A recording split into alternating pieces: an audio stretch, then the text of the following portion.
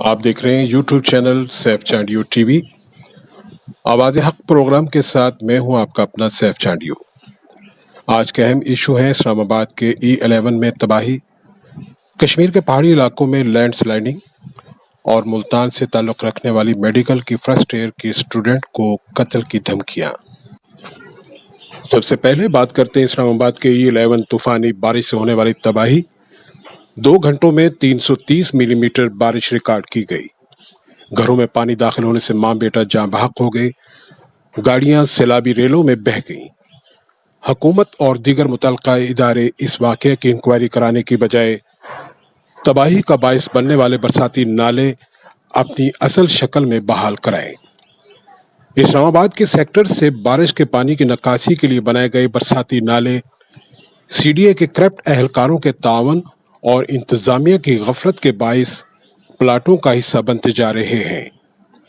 अगर नालों से तेजावजात का सिलसिला खत्म ना हुआ तो आइंदा भी सैलाबी सूरत हाल किसी और सेक्टर में भी पैदा हो सकती है। CDA के अकाउंट्स में 40 अरब रुपए पड़े हुए हैं। ये कहां इस्तेमाल होंगे?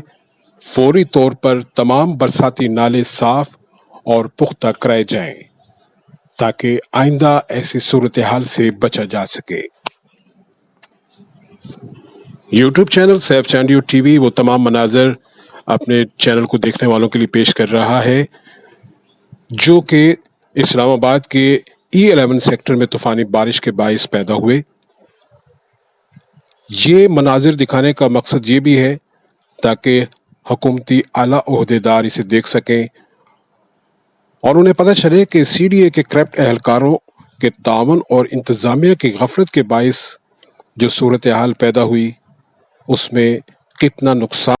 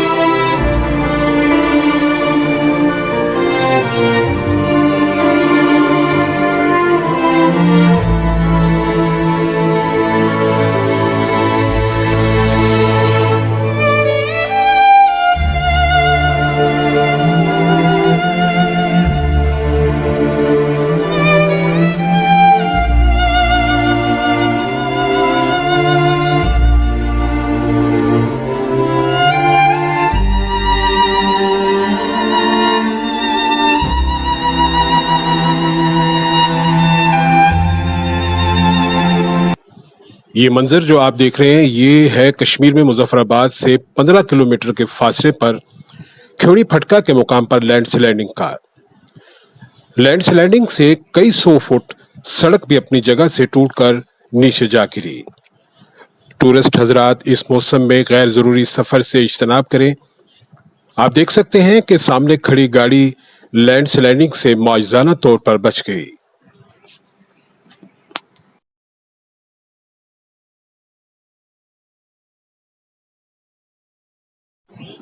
اور اب آخر میں بات کرتے ہیں ملتان سے تعلق رکھنے والی میڈیکل فرسٹ ایئر کی طالبہ علی شعیب اقبال سینڈل کی۔ ملتان سے منتخب پی ٹی آئی کے رکن قومی اسمبلی احمد حسین ڈیہڑ اس بچی کے پھوپھا لگتے ہیں۔ اس یتیم بچی نے ایم این اے احمد حسین ڈیہڑ اور دیگر قریبی 3 رشتہ داروں پر سنگین الزامات کیوں لگائے ہیں؟ وزیر اعظم پاکستان عمران خان اور دیگر حکام اس بچی کی ویڈیو فوٹیج کو ضرور سنیں۔ آخر اس نے کس مجبوری کے تحت کیوں سوشل میڈیا پر جاری کی؟ السلام علیکم، میرا نام علی شعیب سنڈل ہے۔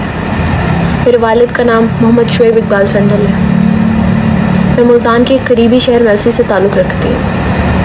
میں میڈیکل فرسٹ ایئر کی اسٹوڈنٹ ہوں، اور آج میرا آپ سب سے یہی ایک سوال ہے کہ کیا اس ملک میں انصاف ملنا اتنا مشکل ہے؟ کیا اس ملک میں اگر آپ یتیم ہوتے ہو تو آپ کو یہ در بدر کر دیا جاتا ہے؟ کہ آپ کو دھمکیاں ملتی ہیں؟ کہ آپ کو اپنا حق مانگنے پر قتل تک کرنے کی دھمکی دی جاتی ہے؟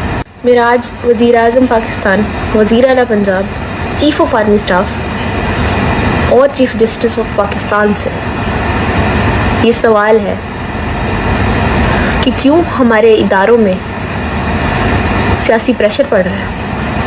کیوں ہمیں انصاف نہیں ملتا؟ میرے والد کی وفات کو 2 سال کا عرصہ گزر گیا۔ میرے والد صاحب مجھ سے کہا کرتے تھے کہ بیٹا کوئی اپنا نہیں ہوتا، لوگ صرف مطلب کے ہوتے ہیں۔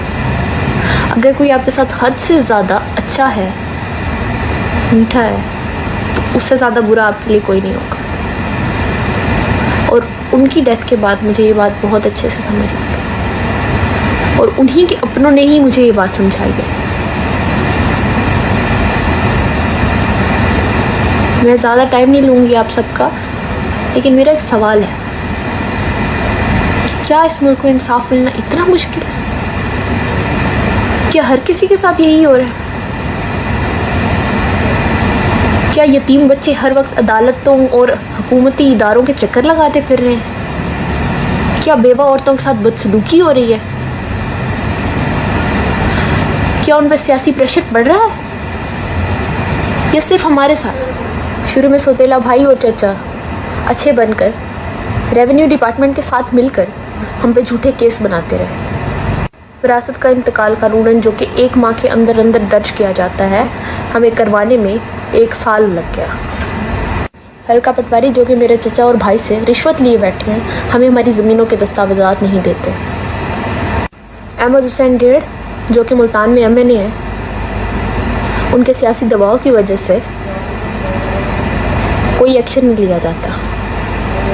میں خود اے سی ڈی سی کمشنر تک کے آفس تک گئی ہوں، لیکن مجھے کہیں سے انصاف نہیں ملا۔ مجھے اب انصاف ملنے کی امید نہیں ہے، لیکن میں سب سے صرف ایک سوال کرنا چاہتی ہوں، کیوں یتیموں کا حق کھایا جاتا ہے؟ کیوں ان کو حق نہیں دیا جاتا؟ ہم ہر حکومتی ادارے میں گئے ہیں، ہمیں کہیں سے کوئی انصاف نہیں ملا، انصاف کی امید تک نہیں ملی۔ ہمیں دھتکارا جاتا ہے، وہاں سے نکالا جاتا ہے، ہمیں انصاف نہیں ملتا۔ میرے پاس اپنی پڑھائی پر توجہ دینے کا وقت نہیں۔ پچھلے سال میں نے ایڈمیشن لیا، اور جس طرح لیا وہ میں جانتی ہوں۔ میں یقین کریں میں 1 سال نہیں گزار سکی۔ میرے لیے یہ وقت بہت مشکل ہے، اور یہ بہت رسک کا کام ہے جو میں اب کرنے جا رہی ہوں۔ میرے چچا زبیر سنڈل جو کہ میرے سگے چچا ہیں، انہوں نے ہماری زمین پر ناحق قبضہ کیا، اور میرا ایک سوتیلا بھائی بھی ہے، اور اگر مجھے کچھ ہوتا ہے تو اس کے ذمہ دار یہ 4 لوگ۔ عبد القادر سنڈل, زبیر اقبال سنڈل, احمد حسین ڈیہڑ جو کہ MNA, اور سعید سنڈل. یہ لوگ ہمیں قتل کرنے کی دھمکیاں دیتے ہیں, ہمارے گھر کے باہر فائرنگ کرتے ہیں, ہمیں ہمارا حق مانگنے سے روکتے ہیں. ہمارے گھر کے باہر فائرنگ ہوتی ہے, ہمیں سنگین نتائج کی دھمکیاں دی جاتی ہیں. اس ویڈیو کے بعد میری جان تک کو خطرہ ہے. میں اپیل کرتی ہوں کہ مجھے سیکیورٹی فراہم کی جائے. احمد حسین ڈیہڑ جو کہ میرے پھپھا ہیں اور MNA بھی ہیں, ہمیں مسجد تک لے گئے, وہاں جا کے دعائے خیر پڑھی اور کہا کہ میں آپ لوگوں کو آپ کا حق دلواؤں گا, اور اس بات سے بھی مکر گئے. ان کے لیے مسجد تک مذاق ہے, انہوں نے مسجد کا تقدس پامال کیا ہے.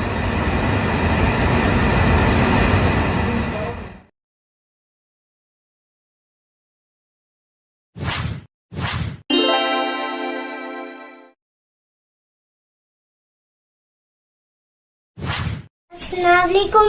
سیچنڈیو TV سبسکرائب کریں, ویڈیو اچھی لگی تو لائک کریں. ہاں, سیچنڈیو TV دیکھیں.